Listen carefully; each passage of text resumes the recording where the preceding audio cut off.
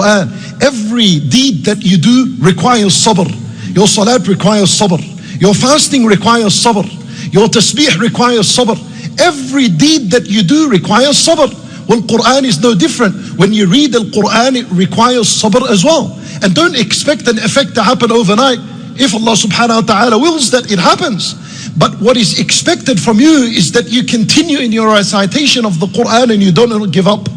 Even if you've set an expectation for yourself that I expect to finish a juzat every night, and by now it's night 5, I haven't even got to that expectation. Allah, let me just close off and we'll see it next Ramadan. Don't do that. This is the plan of the shaitan exactly.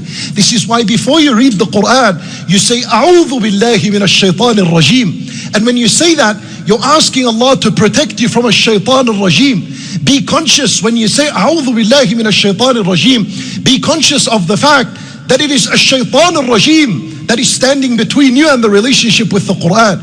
It's a shaitan al-rajim that stands between you and opening this Quran and starting to read and continue to read. It's a shaitan that stands between you and this Quran. For when you say, A'udhu billahi minash shaitan al-rajim, feel it in your heart and take some time to read A'udhu billahi minash shaitan al-rajim. Because if Allah Azza wa Jal was to accept this dua from you, A'udhu billahi minash shaitan al-rajim is a dua. You're asking Allah to protect you from a shaitan. If Allah was to accept this dua from you, you'll find yourself on a highway with the Quran. You'll find yourself going forward with the Quran. And then before you begin to read, you say, Bismillahir Rahmanir Rahim. In the name of Allah subhanahu wa ta'ala, the most merciful, the all merciful. When you read this name, Ar-Rahmanir Rahim, when you read this name of Allah, realize and understand, this is where you're going to find the rahmah of Allah. This is where you're going to find the mercy of Allah. And this is the garden of His mercy and the garden of His blessing. This is where the kindness and the compassion and the gentleness and the mercy is found within this book. And then you begin to read. And one very important tip that you're supposed to do as you read this Quran and begin to draw nearer and nearer to this Quran, convert every ayah into a dua. Convert the ayat you read into a dua. So when you begin and you say, Alhamdulillahi Rabbil Alameen, Ar-Rahman Ar-Rahim, and you realize and you understand that Ar-Rahman Ar-Rahim are two names of Allah Azza wa Jal, stop there.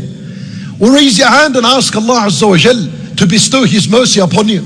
You read Maliki Yawmiddin, the King and the Owner and the Master of the Day of Judgment. Stop and say, Oh Allah, make that day easier upon me and my family and the Muslims. Iyaka na'bud, you alone we worship. Stop and say, Oh Allah, a'inni ala dhikrika wa shukrika wa husni ibadatik. Help me and aid me and support me to continue in your worship.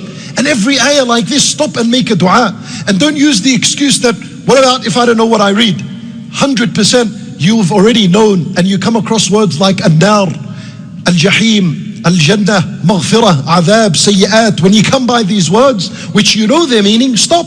Ask Allah Azza wa Jal for the paradise and ask Him for His mercy, ask Him for His forgiveness. Ask Allah Azza wa Jal when you read. This is how you begin to draw this relationship between you and the Quran. Why? Because when you read the Quran, this is Allah subhanahu wa ta'ala speaking to you. And when you make dua, this is you speaking to Allah subhanahu wa ta'ala. And when someone speaks to someone else, he expects a response from him. This will enhance your relationship with the Quran, and it'll take it to another level, and it'll keep dragging you and bringing you closer and closer to Allah subhanahu wa ta'ala.